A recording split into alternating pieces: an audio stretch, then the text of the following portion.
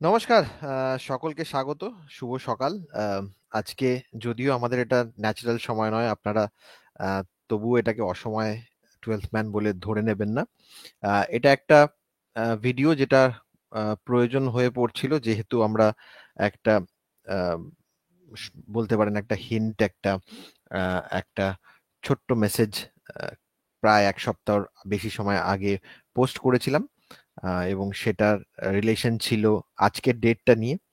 এবং সেই কৌতূহল কিন্তু মানুষের মধ্যে এখনো রয়েছে, এবং সেটা যাতে আম, আর ওটা নিয়ে স্পেকুলেশন না হয়, আমরা যেটা যেটা বলতে চেয়েছি বা যে কারণে ওটা পোস্ট করেছিলাম সেটা আপনাদের সঙ্গে শেয়ার করে দিলে ওটা এই মুহূর্তে প্রশমিত হবে, এবং অ্যাকচুয়াল সিচুয়েশন দল বদলের কি সেটাও একটু আলোচনা করে নেওয়া যাবে। আম, প্রাথমিকভাবে খুব সিক্রেটলি দল গঠনের কাজ হচ্ছে। কোনো খবরাখবরই আম, যে সমস্ত সূত্র মারফত বাইরে আসে ইস্ট বেঙ্গলের ক্ষেত্রে, সেই সব সব জায়গায় কিন্তু সাইলেন্ট, এবং প্রত্যেকেই ওয়েট করছেন কোনো একটা বড় ডেভেলপমেন্টের জন্য।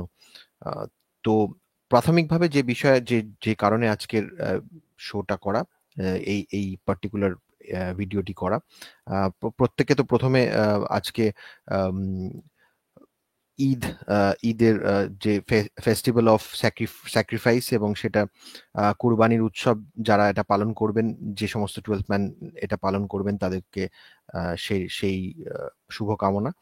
এবং আজকের আহ, স- এই পার্টিকুলার ডেটটা আমরা ওয়েট করছিলাম বেসিক্যালি একটা সময় পিরিয়ড ধরে, যে এর মধ্যে যদি কোনো আপডেট আসে। তো বিষয়টা হচ্ছে যে আপনারা জানেন যে ইস্ট বেঙ্গল যে সমস্ত ফরেনার অ্যাটাকিং থার্ডে দেখছে, তার মধ্যে একদম প্রথম থেকে আপনারা শুরু করবেন। আমাদেরই আপডেট দেওয়া ছিল গুডমুনসনের, রাইট উইঙ্গার কাম ফরওয়ার্ড। তারপরেই আমরাই জানিয়েছিলাম মুরাদ বাতনার সঙ্গে ইস্ট বেঙ্গলের কানেকশন, এবং সেই কানেকশনস গুলো প্রত্যেকটাই আমাদের কাছে আপডেট আকারে আসে।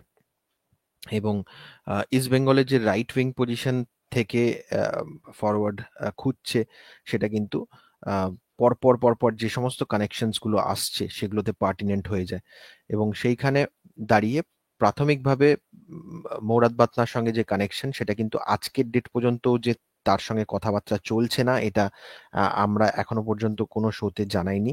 আমরা এটা বলেছি হয়তো তার মতো ফর্মে থাকা high profile player deal crack করা খুব মুশকিল, কারণ আমরা জানতে পেরেছি সেই ডিলে শুধু টাকা পয়সা নয়, অনেক কিছু ইনভলভ রয়েছে। এবং সেই সমস্ত চাহিদার ইস্ট বেঙ্গল ক্লাব যদি মিটিয়ে, তার টাকা পয়সার ডিমান্ড মিটিয়ে, তার সমস্ত রকম অ্যাসুরেন্স তাকে দিয়ে সেই ধরনের প্লেয়ারকে, মানে যে কোনো বড় ডিলের ক্ষেত্রে, শুধু বাতনা বলে নয়, যে কোনো বড় ডিলের ক্ষেত্রে সেই সমস্ত জিনিসগুলো মিট আপ করতে পারে, তবেই সেই ডিলটা ক্র্যাক হয়।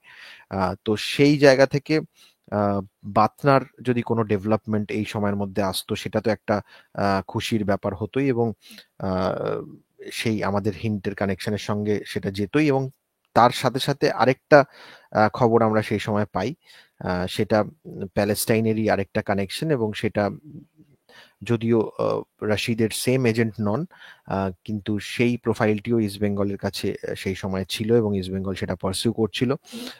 সেটা ছিল মাহমুদ ঈদের। এবং আপনারা সেই সময় অনেকেই সেটা স্পেকুলেট করেছিলেন, জানতে পেরেছিলেন। সেই প্রোফাইলটিও কিন্তু এখনো ইস্ট বেঙ্গলের কাছে কনসিডারেশনে আছে। আপনাদেরকে জানিয়ে রাখি, এই যে পার্টিকুলার পজিশনের প্লেয়ারটা, যাকে উইঙ্গার বা এক্সট্রা অ্যাটাকার হিসাবে ইস্ট বেঙ্গল কনসিডার করতে পারে, সেই প্লেয়ারটা কিন্তু নির্ভর করবে আহ, সম্পূর্ণভাবে সাউলকে ডিরেজিস্টার করা বা সাউলকে দলের সাথে না রাখা, এই ঘটনাটার উপরে।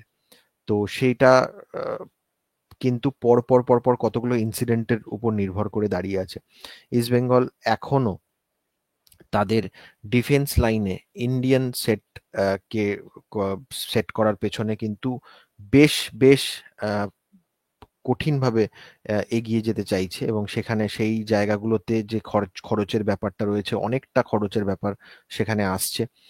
আহ, আমি দলবদলের ক্ষেত্রে বিশেষ কোনো আপডেট নেই, কিন্তু যেটা সবচেয়ে ইম্পর্টেন্ট কথা বলতে চাই, যে ইস্টবেঙ্গল ভারতীয় সেটের যে দল গঠন করছে, সেখানে ডিফেন্সের ক্ষেত্রে আমরা যে ধরনের ডায়নামিক্স আজকের ডেট পর্যন্ত ভেবে রেখেছি বা ভাবছি, মানে প্লেয়ারের নাম নিয়ে আমি আলাদা করে বলছি না, মেহতাব, ভেকে এবং ওই আমাদের অভিষেক টেকচাম সিং, এই তিনজনের যে ধরনের ডায়নামিক্স আমাদের সমর্থকদের মনে এখন রয়েছে, এই ডায়নামিক্স গুলো সম্পূর্ণ পাল্টে যেতে পারে। আমরা যাকে ভাবছি সহজে পাওয়া যাবে তাকে সে হাতছাড়া হতে পারে, যাকে কঠিন ভাবছি সে আবার তাকে পাওয়া যেতে পারে। আবার আম, আমার ধারণা এই এই তিনটে ডিলের মধ্যে মুভমেন্ট হবেই, আহ, সবকটা না হলেও কয়েকটা তো হবেই।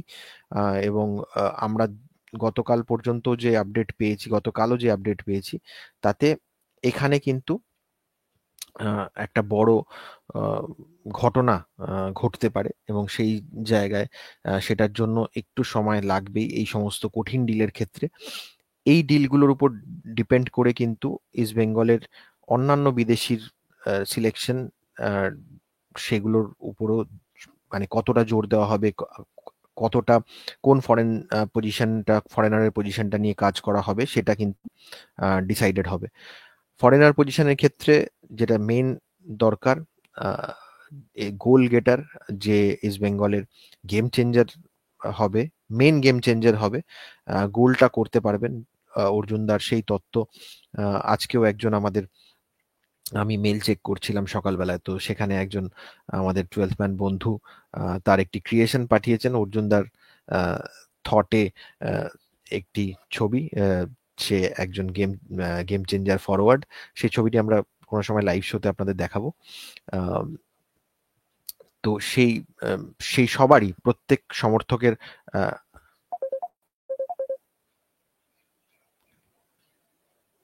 প্রত্যেক সমর্থকের সেই আশা কিন্তু আহ, পূর্ণ হবে যদি সেই ধরনের ফরওয়ার্ড আসে।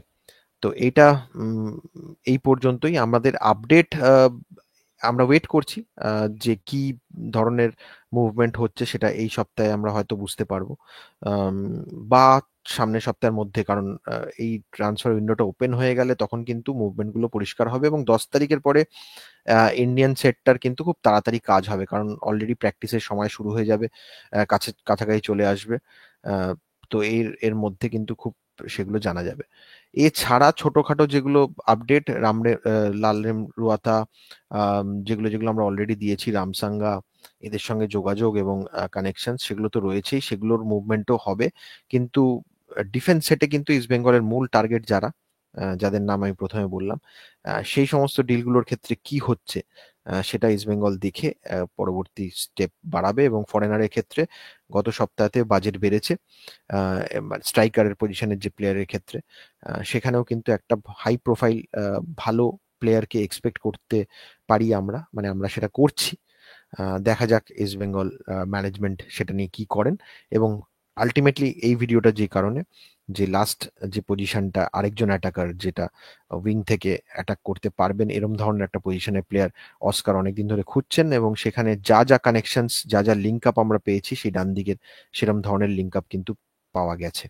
এবং সেখানেই সেই থেকেই এই হিন্টের জন্ম, এবং আশা করি এই ভিডিওটা জরুরি ছিল, এবং সেটার জন্য আপনারা বেটার কিছু, বেস্ট কিছু এক্সপেক্ট করুন। এবং সেই জায়গাটা সকলে আমাদের সেটা ডিজার্ভ করি, মানে ইস্ট বেঙ্গল সমর্থকরা যারা এতদিন ধরে এই এই খারাপ সময়টা দেখে আসছেন, তাদেরকে কিছু একটা বেস্ট তারা ডিজার্ভ করে, এবং সেটাই হোক, ম্যানেজমেন্ট সেটাই দেখুক। এটুকুই বলে শো শেষ করছি। সবাই ভালো থাকবেন। আমরা নেক্সট লাইভ শো নিয়ে আসবো খুব তাড়াতাড়ি। জয় ইস্ট বেঙ্গল।